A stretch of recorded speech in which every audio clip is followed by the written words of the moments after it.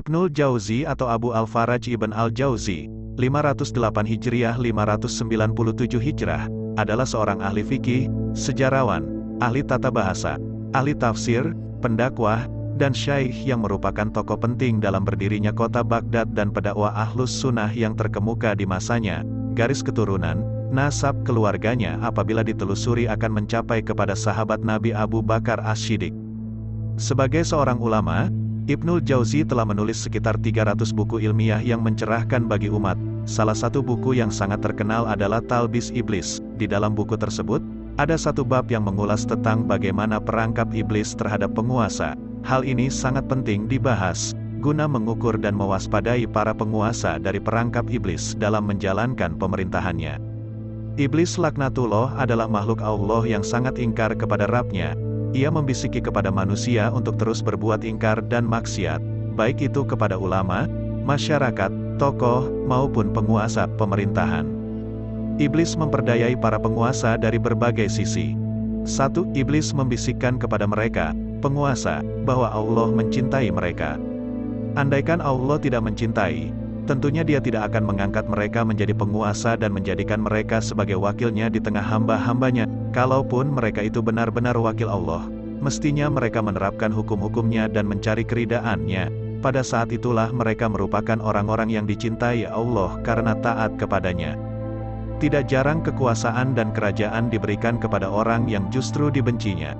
Dia juga menghamparkan dunia kepada orang yang sebenarnya tidak dilihatnya, lalu membuatnya berkuasa terhadap orang-orang solih.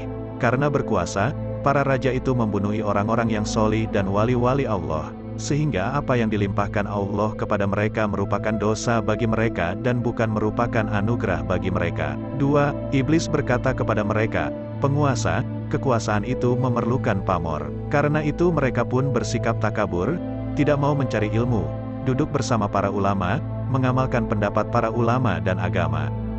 Sebagaimana yang sudah diketahui, tabiat itu mencuri dari orang-orang yang berdekatan. Jika para penguasa yang lebih mementingkan keduniaan ini bergaul dengan orang-orang yang tidak mengetahui syariat, maka tabiat akan mencuri dari orang-orang yang bodoh itu dengan segala sifat yang dimiliki, tidak mau melihat apapun yang menghalanginya, tidak mau mendengar apapun yang menghardiknya, dan ini semua merupakan penyebab kehancuran. Iblis membuat para penguasa itu selalu merasa takut terhadap musuh.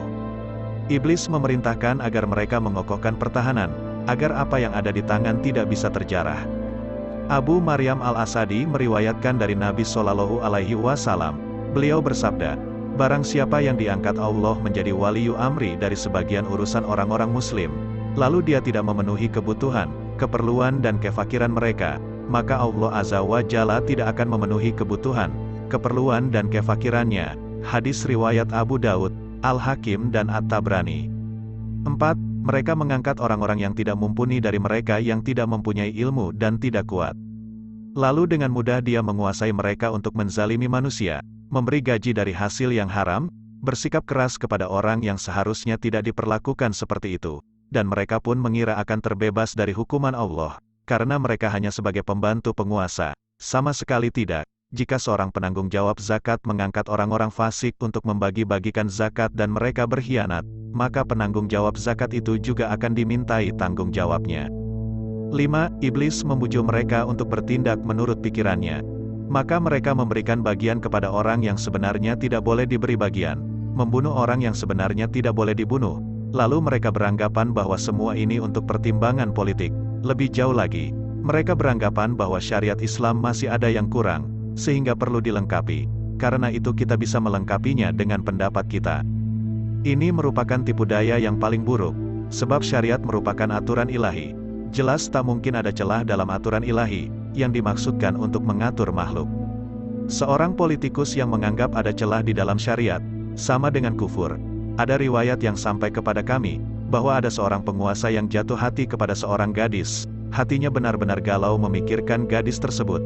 Lalu dia memerintahkan agar menenggelamkan gadis itu, agar hatinya tidak lagi terganggu. Lalu dia pun terganggu dalam mengurus negara. Tentu saja ini merupakan tindakan yang gila, sebab membunuh orang muslim tanpa ada kejahatan yang dilakukannya adalah tidak boleh. Keyakinannya bahwa tindakannya ini diperbolehkan adalah kufur. Jika dia melihat tindakan ini tidak boleh, namun dia melihatnya dari segi kemaslahatan, maka tidak ada istilah kemaslahatan untuk sesuatu yang bertentangan dengan syariah. 6. Iblis membisikkan kepada mereka, penguasa, untuk menguasai harta. Dengan anggapan bahwa semua harta ada dalam kekuasaannya, ini merupakan talbis iblis, yang bisa disingkap dengan kebiasaan manusia untuk bersikap ekonomis dalam membelanjakan uangnya sendiri.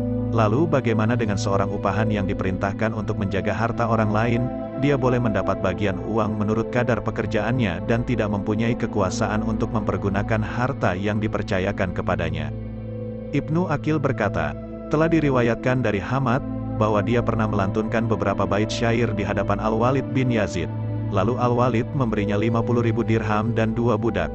Dia berkata, ini terjadi karena dia menyampaikan pujian terhadap Al-Walid, yang sebenarnya merupakan celaan baginya, sebab dia telah menghambur-hamburkan uang yang diambil dari Baitul Mal milik orang-orang Muslim.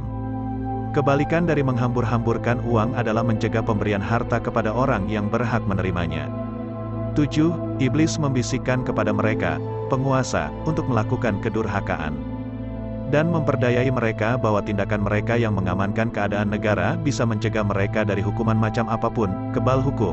Untuk menanggapi hal ini dapat dikatakan, kalian diangkat sebagai waliyu amri agar kalian menjaga stabilitas negara dan mengamankan jalan-jalan, ini merupakan kewajiban kalian. Kedurhakaan yang kalian lakukan tetap dilarang dan hal ini tidak ada keringanan bagi kalian.